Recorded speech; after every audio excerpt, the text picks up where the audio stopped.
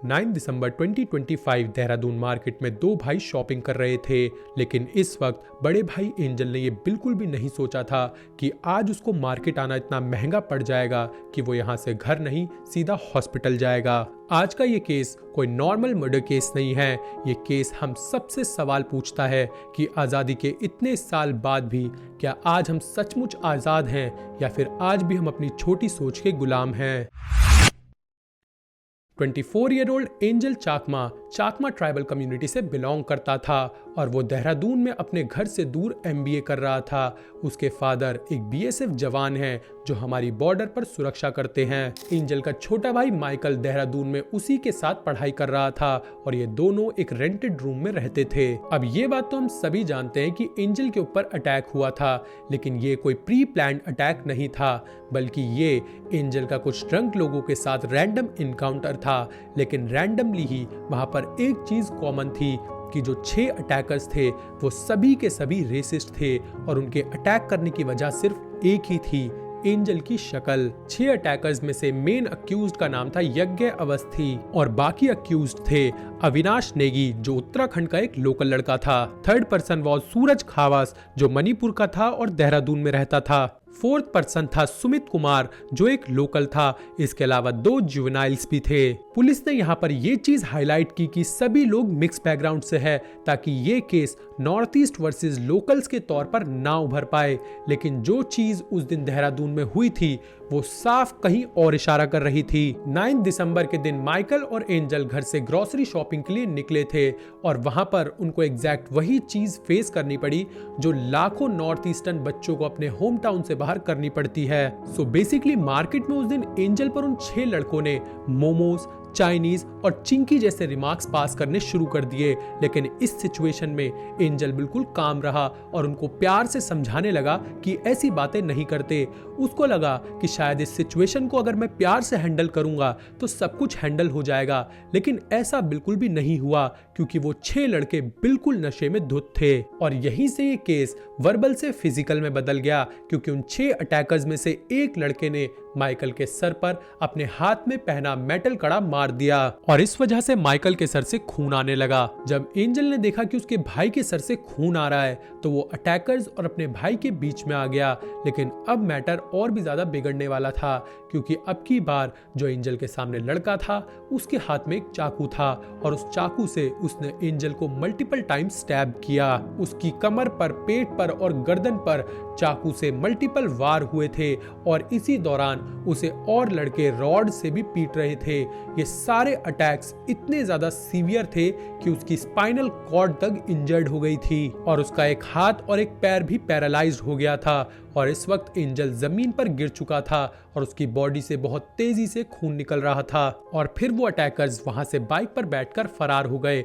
इस वक्त माइकल भी पूरी तरह से होश में नहीं था, लेकिन जैसे ही उसने अपने आप को संभाला तो उसने कुछ लोकल्स के साथ मिलकर एंजल को सीधा ICU में भर्ती करा दिया। इस वक्त एंजल की काफी ज्यादा क्रिटिकल कंडीशन थी। हेड इंजरी, नेक इंजरी, बैक इंजरी और स्पाइनल कॉर्ड इंजरी जैसी चीजों से वो जूझ रहा था।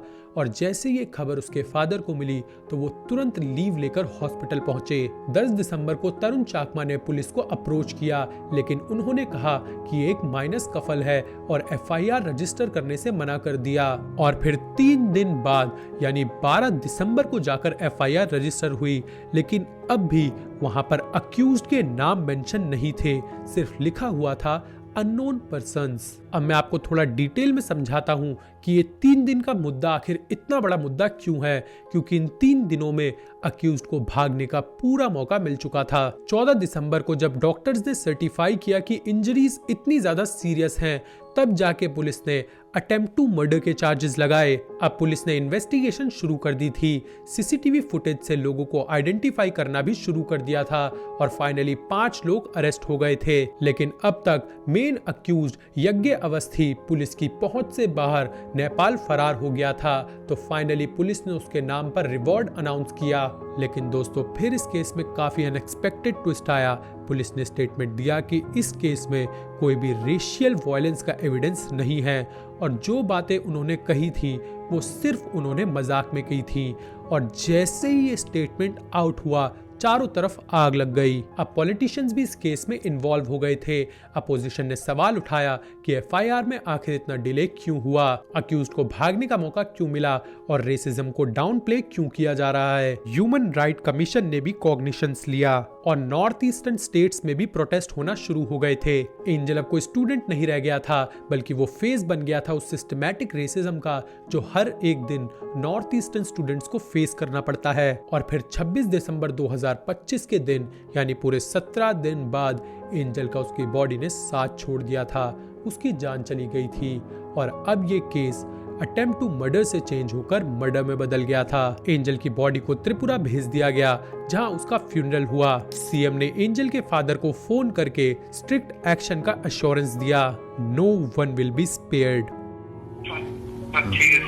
बहुत हमारा एक्चुअली में बहुत ही दुखद घटना हुआ। हम बहुत दुखी हैं इससे और इस पर हमने बहुत सख्त कार्रवाई के लिए कहा है यहाँ पर, है ना। और पांच लोग जो भी इसमें थे बदमाश, 5 गिरफ्तार कर लिए गए हैं, जो भी इस घटना में जिन्होंने भी अपराध में किया है।